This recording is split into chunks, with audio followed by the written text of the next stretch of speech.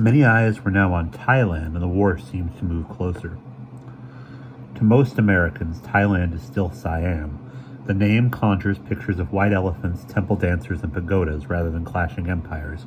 England declared months ago that the Japanese invasion of Thailand would produce immediate collision with the armed forces of the British Crown.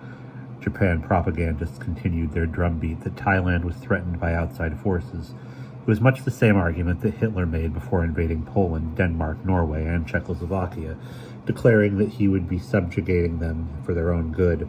The Japanese also claimed the number of troops they were sending into Indochina had been greatly exaggerated, and besides, they claimed, Thailand was a Buddhist country and thus anti-Chinese, and they, the Japanese, were there to protect Thailand. Syndicated columnist Walter Lippmann declared, "For the first time, the country is now on the verge of actual all-out war." Lippmann was the de facto voice of the reasonable establishment. His words carried clout. He saw another war coming for America not because of Lend-Lease or because of FDR's order to naval ships to fight back in the Atlantic, but because a fight with Japan would provoke America to jump in. In this, his was a voice both accurate and rare. He excoriated the isolationists and America First Committee for misunderstanding the situation in the Far East while focusing all their arguments in on Europe. Many saw Lippmann as little more than a shill for the Roosevelt administration when it came to intervention.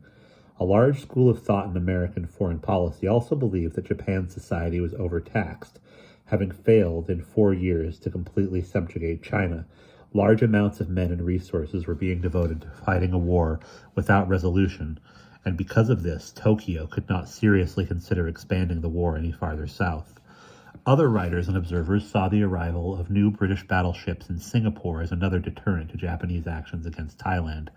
Political observers here say the arrival of the British fleet brought powerful new pressure on the Japanese in connection with the Washington negotiations and believe it may be decisive in forcing Japan to drop her plans for new aggressions and begin a general retreat.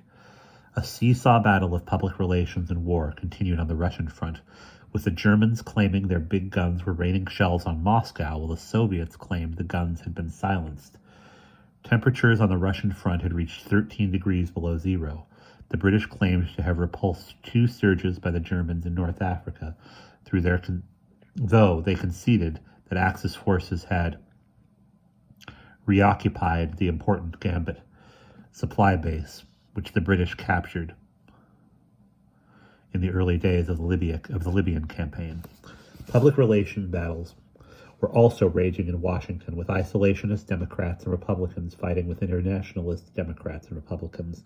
On the floor of the Senate, a sharp exchange took place between Senator Charles McNary of Oregon, a Republican, and Claude Pepper of Florida, a Democrat. Pepper charged his honorable colleague with being a laggard in supporting the president's defense program.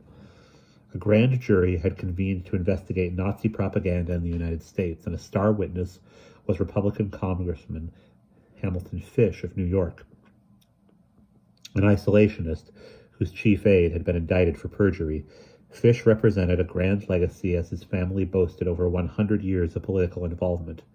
Harry Stimson, the respected Secretary of War, declared a war of his own against the Chicago Tribune for publishing the leaked documents on covert military planning by the U.S. government the prior day.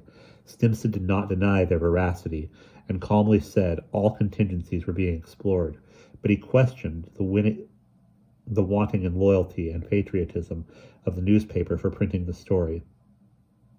Roosevelt had been asked about the report, but threw it into Stimson's lap to handle. Stimson did so, reading a long statement lecturing the paper on proprieties in wartime, and said his department was conducting an investigation. Capitol Hill erupted into a Donnybrook over the Tribune story, while some charged that FDR was planning to give a blank check to Winston Churchill. Japanese propagandists and newspapers had a field day with the account. Secret United States plans against Japan and Germany are exposed, blared a headline in the Shugai Shangzhou Journal. Yet other Japanese newspapers said the story demonstrated that America was not ready for war and that Secretary Hull was pursuing dollar diplomacy. Japanese radio was little better, bashing America, spreading disinformation, playing the race and religionism cards. And we will pause there.